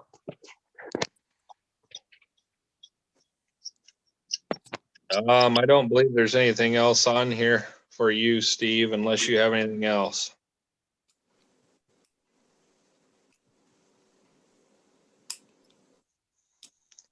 Do we need to, Deb, you do have under new business, the resolution for setting charges. That's gonna probably have to be tabled until we know, right? Yes, I think so. Okay. Yes. Any questions for Steve from the council? Okay, moving on, discussion with city clerk. Deb? Everything's going well. You have the financial stuff all in there. I don't know. There's not much new. We have a couple more bills. There's one from CarQuest. This is for the fire department. For oil or lube for $346.17.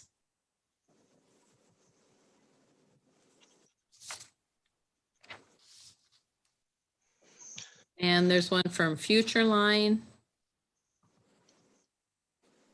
for lights, replacement lights for the F-350, I believe, right, Steve? Yes. That, they got broke off during the derecho when we were hauling stuff. We could probably turn that into FEMA. Actually, the dump truck had a lot of lights broke off too during that.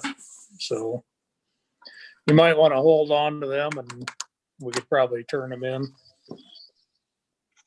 There's also filters on that fire department bill. I had it. Hold it into. Right, any questions? Any questions from the council on the bills? Otherwise, need a motion to approve them. this Bart, I'll make the motion. It's Rod. I'll second it. Motion by Bart, seconded by Rod. Roll call, Jim, aye, Bart, Rod, Aye. and Levi. I All right, Deb, anything else for the council or anything for Deb from the county? Just keep in mind that FEMA's not going to pay us for anything that's covered by our insurance policy. So things like repairs to the truck are probably going to be, would be covered by our insurance policy if we chose to, pursue that route. Worth a question to them. Obviously, a couple broken lights isn't going to warrant a deductible on our insurance, I don't believe, and they're probably not going to cover it under the same policy as the damage from the storm, or the same claim, I'm sorry, from the damage of the storm.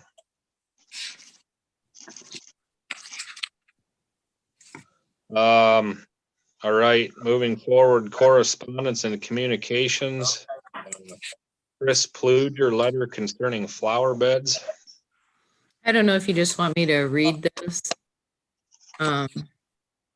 She says, this is to notify you, I will no longer be volunteering to care for the municipal building garden next year. Our garden gang will care for the Uptown Park next year, but our group is aging and the work is getting more difficult for our ages.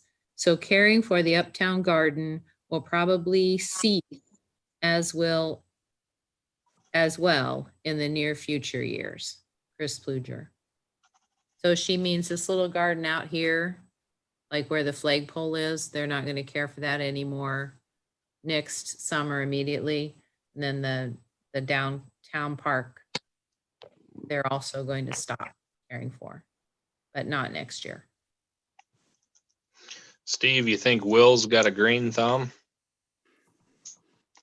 I don't know, but Steve's got Roundup. Well, I wondered about this when Kim was talking about putting in that sign, the area out here is where she was talking about putting that last month. You remember when she was talking about putting in a sign that they can change the wording on? Yes. Wondered at that time about the flower bed because that's where she was talking about putting it. Well, maybe that's a question we could add on. Oh, Kim, you're still here.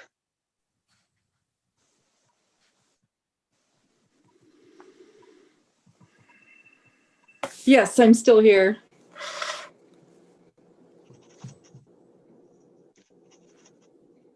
Do you care to answer on that, Kim, that question?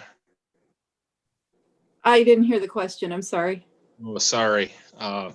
Well, they're talking Chris Pluger and the group will no longer be taking care of the flower bed starting next year out in front of our city hall. And Deb had the question about the sign you had discussed.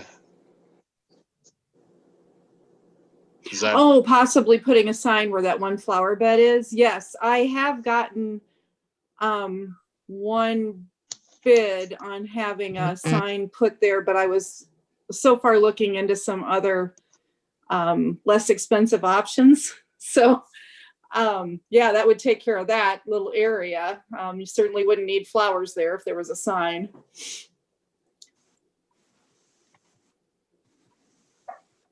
Well, that might be an option then to look at for the future. So Yeah. Well, maybe we have a plan, Deb.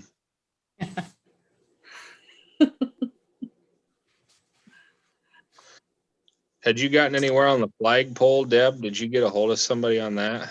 Was I supposed to? I don't know. I thought we discussed that a while back. You had asked me what to do, and I said we probably just need to move forward on replacing it.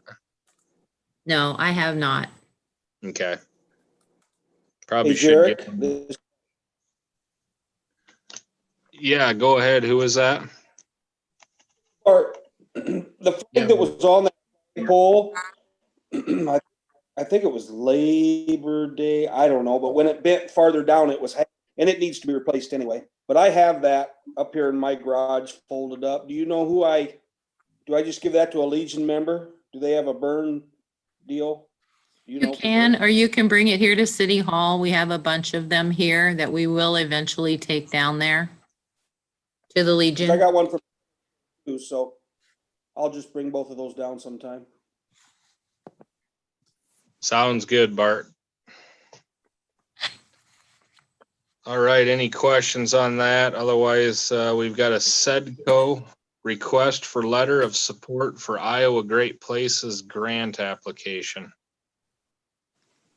And this came in an email and I sent it out to everyone and everybody probably read that email.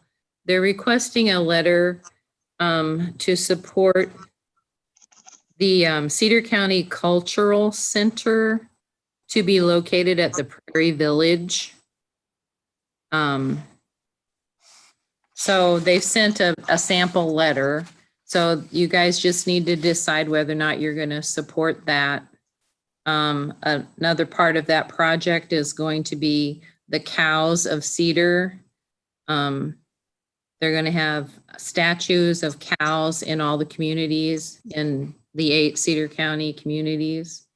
They'll be used as an identity branding and marketing material for both the the new culture center and the communities in the county.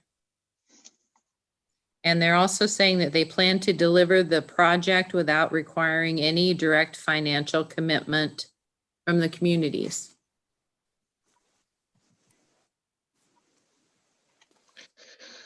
Yeah, sorry guys, I don't know just a whole lot about that. Speaking on SEDCO though, I don't believe we have a representative. Levi's, I believe Jen stepped down, is that correct, from Clarence's representative? Yeah, that's correct. And you're taking over, was that what I heard? No, I think you might have misheard that. Okay. So is there anybody that? Jarek, Yes, Kim. I actually know a little bit about that. I was in on one of the meetings they asked me to attend. This cultural center is supposed to actually have, it's going to also be an event center of some sort that people will be able to rent out kind of the center of it. And then each community who participates in this events, in this cultural center, will have like a representation area in the building that can be viewed by others, sort of like a museum kind of a thing. And then these cows that are going to be placed around in the different counties, there's also going to be, they're going to have sort of like a map system where these cows will be on a map of Cedar County, that then the idea is that people will seek out to take their kids to go see these cows, or it'll be sort of like a trail system, if that makes any sense. So I guess what's your take on it, since you sounds like I was only in on one meeting.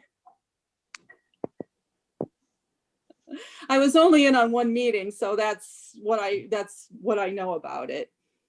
Does it sound like? It sounds like a pretty cool thing. They actually had one of these down south. It was a bale tour. So there's bales of hay, and I got drug into this. It was cool. I mean, but people would make like motorhomes out of a bale, and yeah, it sounds kind of goofy, but then again, people are into this idea of jumping in the car and running around to view things. And it's my impression that they really don't need any money. They have their funding pretty much set. They're just trying to figure out a way to apply for this grant that they're going for. They have to tie in all the communities in some way. And that was what they came up with.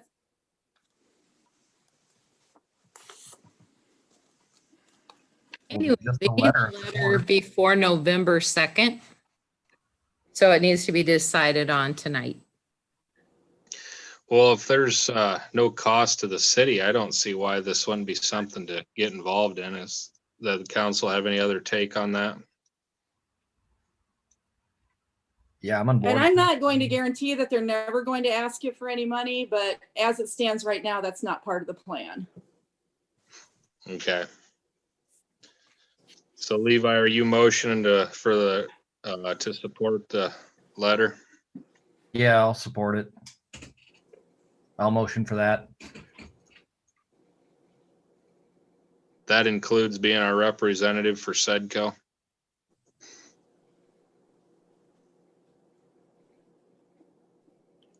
He never said no.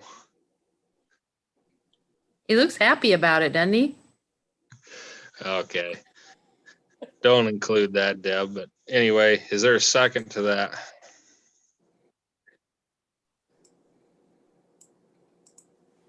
Jim, I'll second it. Okay, motion by Levi, second by Jim for the letter of support. Roll call, Jim, Aye.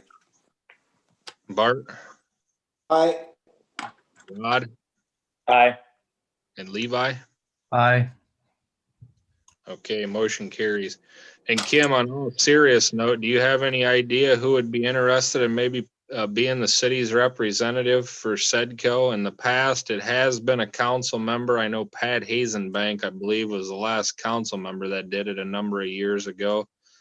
And since then, I believe Jen has done it for numerous years. So do you know of anybody that might be part of the Main Street that could kind of couple that together and be a representative for I'll that? think about that. Yeah. Okay. I will ask. Or does any of the other council want to be part of it? Rod?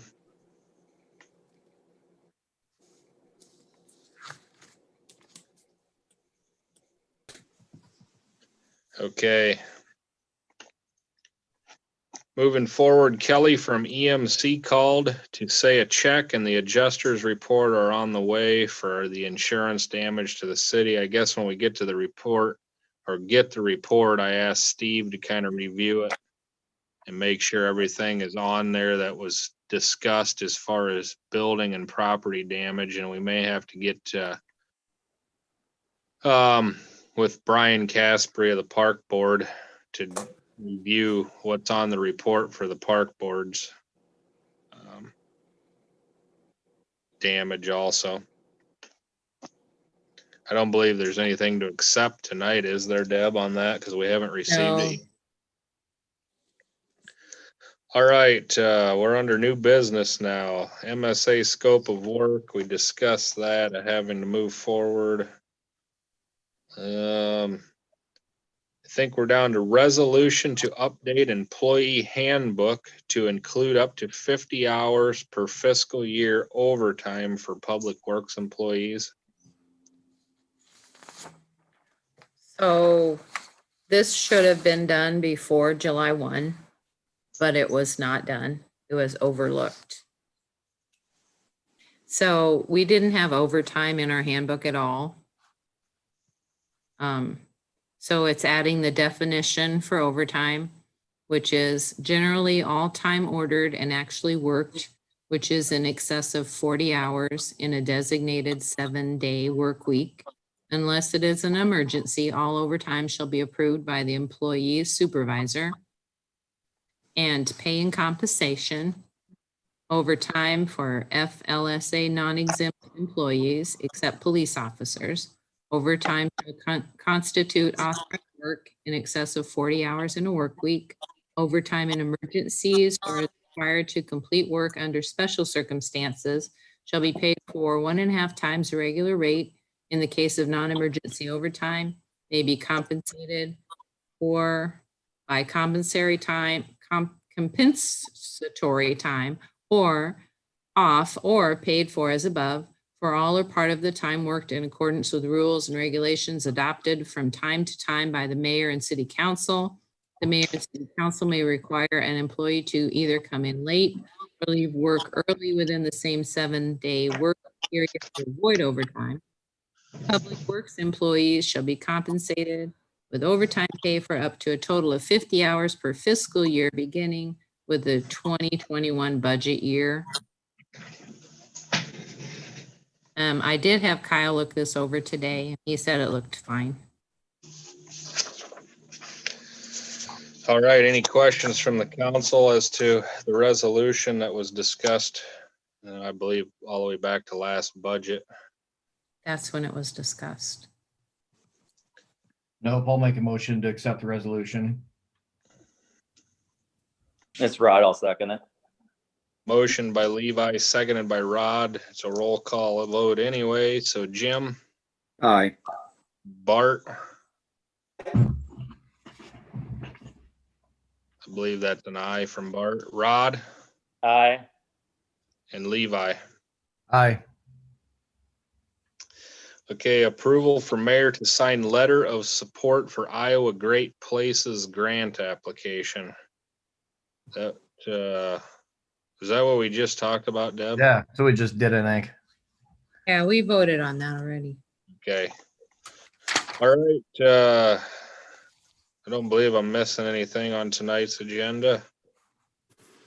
Council persons' concerns, Jim, Nothing.